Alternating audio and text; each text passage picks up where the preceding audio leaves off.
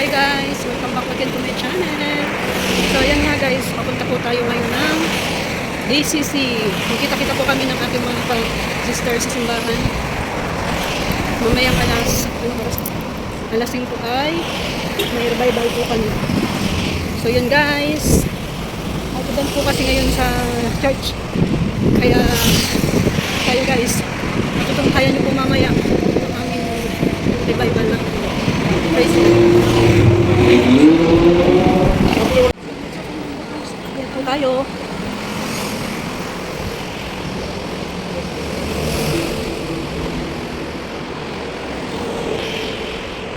Ayun yung clock tower. Papunta po tayo dun sa clock tower. Medyo malayo-layo pang lalakarin natin. Naglakad lang tayo guys para na-exercise po tayo. At syempre para tipid na rin sa sa pamasahe, metro. Yun. Dito na tayo sa taas. Lalakarin po natin yung clock tower ng Dera. So yun nga guys. Ayan nyo lang guys ang aking paglalayag na naman ngayong araw na to.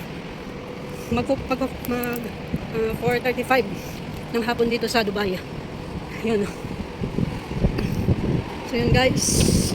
Nandito po kami. Nandito na po pala ako. Pababa na ulit.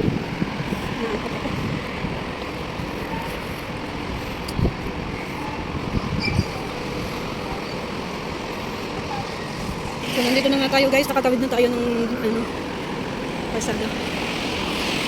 Lakad-lakad na muna tayo.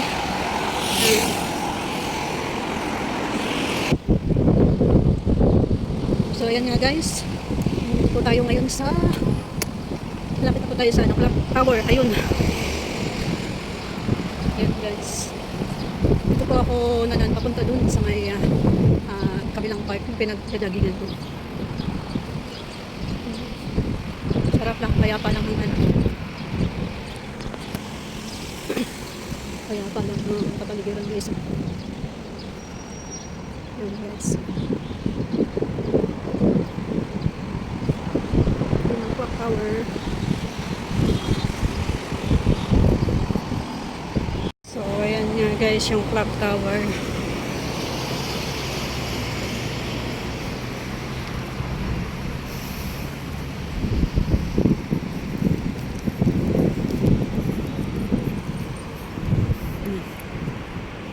Namin kanina.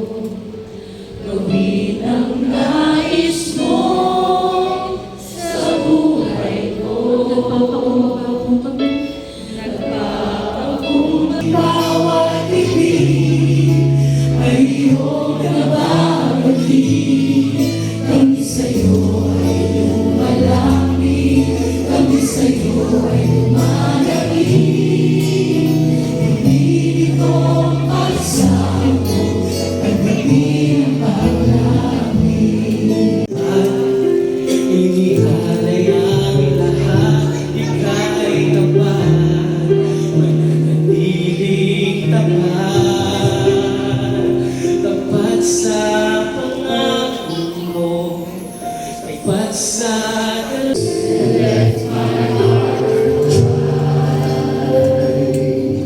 Oh, now I come to you, Father. Now I come to you, fountain of life. You're every.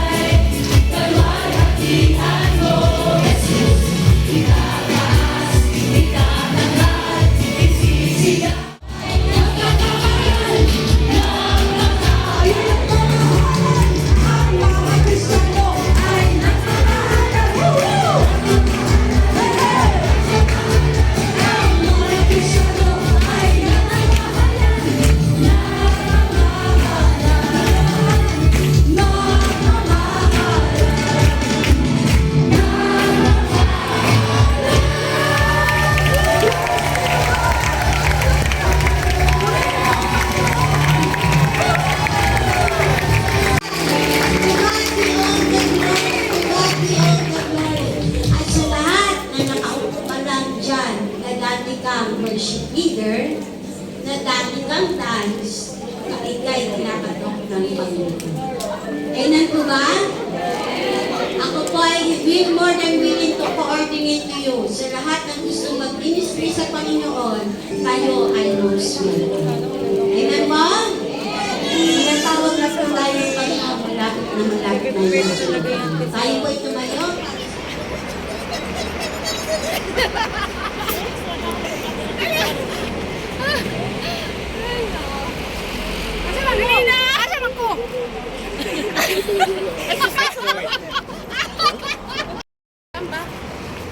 Hoy, doon! Now kayo! Hindi! Ang lumi kasi nasa dyan. Saan ba? Tatawid nga tayo. Video pala yun.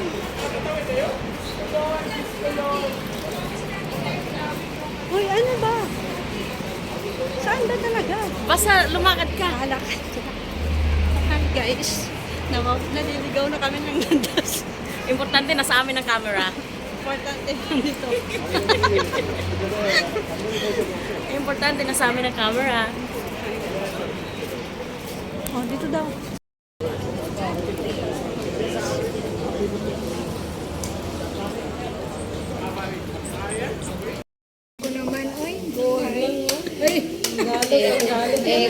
Nirecord mo na naman ako.